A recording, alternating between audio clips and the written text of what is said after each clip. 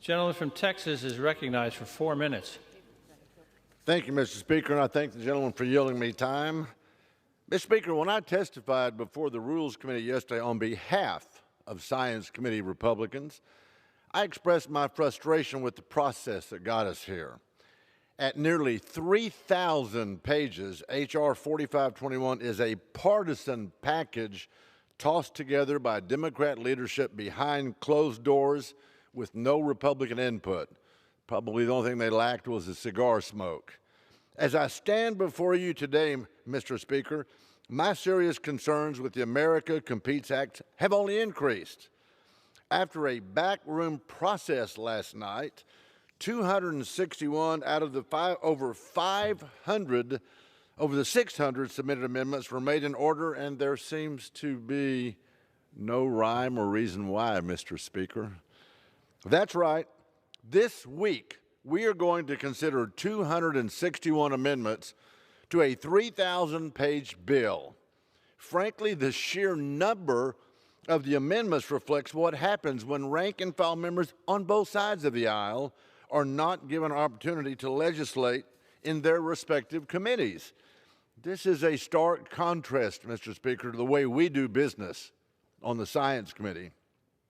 And the fact that there are a dozen bipartisan Science Committee bills mixed up in this bag of poison pills only adds to the confusion. On that note, I want to be very, very clear. Just because this 3,000-page behemoth has bipartisan bills in it does not mean it's a bipartisan bill. Those bipartisan bills were hijacked and misused for political gamemanship. The plain truth is that the hundreds of unrelated partisan policies that were crammed into this bill ruined any chance of bipartisanship. Mr. Speaker, I'm disappointed in the wasted opportunity. We have had shared momentum to take action on China. So instead of voting on this partisan catch-all bill with more references to coral reefs than to China, let's focus on what's most important. I don't know, how about strengthening American competitiveness and holding China accountable for its actions?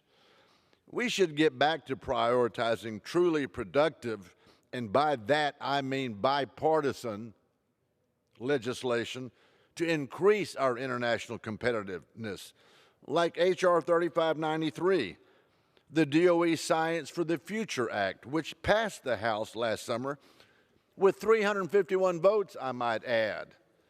Mr. Speaker, the stakes are higher than ever, and we cannot afford to put our national security and prosperity at risk. You know, Mr. Speaker, it's kind of ironic. The leftists on the other side of the aisle have ignored the Chinese threat for years, and now they've suddenly got religion. Kind of ironic. Now that I think about it, Mr. Speaker, the Compete Act may actually be a good title, as this so-called Compete Act may indeed compete as one of the worst bills ever. For that reason, I urge my colleagues to oppose this legislation. I yield back.